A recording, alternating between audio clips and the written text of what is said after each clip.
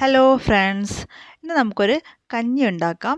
വെറും സാധാരണ കഞ്ഞിയല്ല, കണ്ടിക്കിഴങ്ങിൻ്റെ കഞ്ഞിയാണ്. ഇതിന് ചിലർ കാച്ചിലെന്ന് പറയും, കണ്ടിക്കിഴങ്ങെന്ന് പറയും. നിങ്ങളുടെ നാട്ടിൽ ഇതെന്താണ് പറയുന്നതെന്ന് നിങ്ങളൊന്ന് കമൻറ്റ് ചെയ്യണം കേട്ടോ. ഇനി നമുക്ക് കഞ്ഞി ഉണ്ടാക്കിയെടുക്കാം. ഇത് ആദ്യം തന്നെ ഇതിൻ്റെ തൊലിയൊക്കെ കളഞ്ഞ് നന്നായിട്ട് വൃത്തിയാക്കി കഴുകിയെടുക്കാം. ഒരു 2-3 വെള്ളത്തിലൊക്കെ ആയിട്ട് നമുക്കിതൊന്ന് കഴുകിയെടുക്കാം. ഈ കിഴങ്ങ് പൊതുവെ 2 കളറിലാണ് കാണാറുള്ളത്. ഒന്ന് വെള്ളയും ഒന്ന് വയലറ്റും. കുറച്ചുകൂടി കഞ്ഞി ഉണ്ടാക്കി കഴിഞ്ഞാൽ കുറച്ചുകൂടി ടേസ്റ്റ് ഉണ്ടാവുക വയലറ്റ് കളറായിരിക്കും. എന്തായാലും നമുക്കൊന്ന് കുക്കറിലിട്ട് വേവിച്ചെടുക്കാം. നമ്മൾ ഈ കഞ്ഞിയെ വെറും ഒരു നിസ്സാര കഞ്ഞിയെന്ന് പറയൊന്നും വേണ്ട കേട്ടോ. ഒരുപാട് ഹെൽത്ത് ബെനിഫിറ്റുള്ള ഒരു കഞ്ഞിയാണിത്. ഇനി നമുക്കിതിൽ ആവശ്യമുള്ള ഉപ്പ് ചേർക്കാം.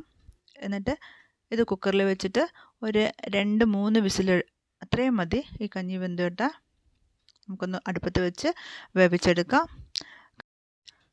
നമ്മുടെ കിഴങ്ങെല്ലാം വെന്ത് കിട്ടിയിട്ടുണ്ട്. ഇനി ഇതിലേക്ക് നമുക്ക് നമ്മൾ എടുത്ത് മാറ്റി വെച്ചിട്ടുള്ള തേങ്ങാപ്പാൽ കൂടി ഒഴിച്ചു കൊടുക്കാം. നന്നായിട്ട് വെന്തിട്ടുണ്ടായിരുന്നു. ഞാൻ ഇതിൻ്റെ കഷ്ണങ്ങളെല്ലാം ഒന്നുകൂടി ഉടച്ചു കൊടുക്കുന്നുണ്ട്. കാരണം ഇത് ഇങ്ങനെ കഷ്ണങ്ങൾ കണ്ടാൽ നമ്മുടെ വീട്ടിലെ കുട്ടികളൊക്കെ എന്ത് ചെയ്യും, ഈ കഷ്ണങ്ങളൊക്കെ എടുത്ത് മാറ്റിക്കളയും. അപ്പോൾ ഞാനിത് നന്നായിട്ടൊന്ന് ഉടച്ചു കൊടുത്തിട്ടുണ്ട്. ഇനി നമുക്കിതിലേക്ക് നമ്മളെടുത്ത് മാറ്റി വെച്ചിരിക്കുന്ന തേങ്ങാപ്പാൽ കൂടി ഒഴിച്ചു കൊടുക്കാം. ഞാനിവിടെ ഒരു 1/2 കപ്പ് തേങ്ങാപ്പാലാണ് ഇതിലേക്ക് ഒഴിക്കുന്നത്. തേങ്ങാപ്പാൽ ഒഴിച്ചതിന് ശേഷം നമുക്കിത് അധികം നേരം തിളപ്പിക്കാൻ പാടില്ല. ഒരു തിള വരുമ്പോഴേക്ക് നമുക്ക് ഗ്യാസ് ഓഫ് ചെയ്യാം. ഈ സമയത്ത് നമുക്കിതിലുള്ള ഉപ്പ് ആവശ്യത്തിനുണ്ടോ എന്നൊന്ന് പരിശോധിക്കാം. അഥവാ ഉപ്പ് കുറവാണെങ്കിൽ നമുക്ക് ഈ സമയത്ത് കുറച്ചുകൂടി ഉപ്പ് ആഡ് ചെയ്യാവുന്നതാണ്. ഇനി നമുക്കിതൊരു സെർവിങ് ബൗളിലേക്ക് മാറ്റാം.